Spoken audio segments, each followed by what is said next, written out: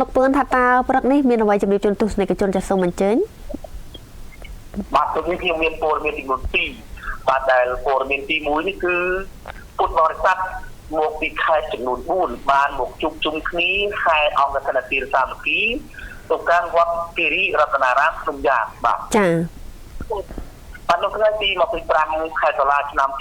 2025នៅវត្តគិរីរតនារាមក្នុងយ៉ាស្ថិតនៅក្នុងភូមិតាប្រាងក្នុងសង្កាត់បៃលិនក្រុងបៃលិនខេត្តបៃលិនមានរៀបចំពិធីបុណ្យកឋិនទានសាមគ្គីដែលមានពុទ្ធបរិស័ទយ៉ាងច្រើនកកក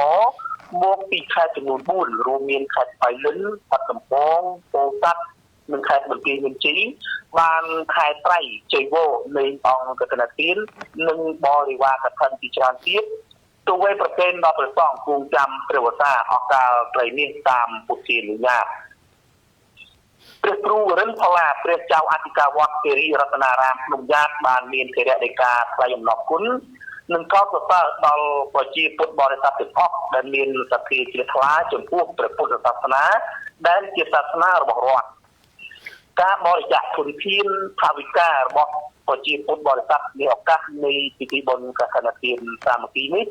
គឺជាការអនុគ្រោះដល់ព្រះភិក្ខុសង្ឃដែលបានគង់ចាំព្រះវស្សាអកាលត្រីនេះម្យ៉ាងទៀតបច្ច័យដែលទទួលបានពីការចូលរួមរបស់ពុទ្ធបរិស័ទគឺសម្រាប់កសាងសមិទ្ធផលថ្មីៗនៅក្នុងទីវត្តអារាមឲ្យមានការចម្រើនសម្រាប់បន្ត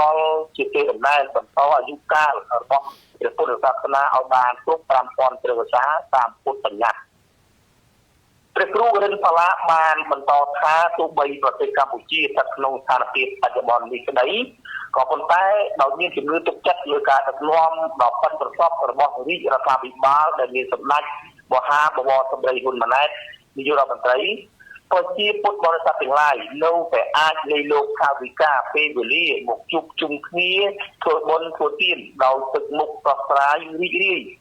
ក្នុងបរិយាកាសសុខសន្តិភាពនិងការអភិវឌ្ឍនៅក្នុងវិស័យព្រះគ្រូរិនផល្លាបានមានធរៈនៃការបន្តថាបុណ្យកឋិនទានសាមគ្គីគឺជាបុណ្យតាមបែបព្រះពុទ្ធសាសនាដែលចាប់ផ្ដើមធ្វើបន្ទាប់ពីបុណ្យចេញវស្សាហើយត្រូវបានដង្ហែចូលគ្រប់ទីវត្តអារាមនៅទូទាំងប្រទេសកម្ពុជាពិធីនេះត្រូវបានប្រារព្ធធ្វើចាប់ពីថ្ងៃ100ខែអាសត់ដល់ថ្ងៃ15កើតខែកដិកជារៀងរាល់ឆ្នាំការធ្វើបុណ្យកឋិនទានសាមគ្គីទទួលបានអានិសង្ស5យ៉ាងទាំងពុទ្ធបរិស័ទអ្នកធ្វើកឋិននិងព្រះភិក្ខុសង្ឃអ្នកក្រាលគ្រងកឋិនអានិសង្ស5យ៉ាងរបស់ប្រជាពុទ្ធបរិស័ទអ្នកធ្វើកឋិនគឺមានបញ្ញាពីខ្លាមុតទី2មានតោសម្បល់ល្អ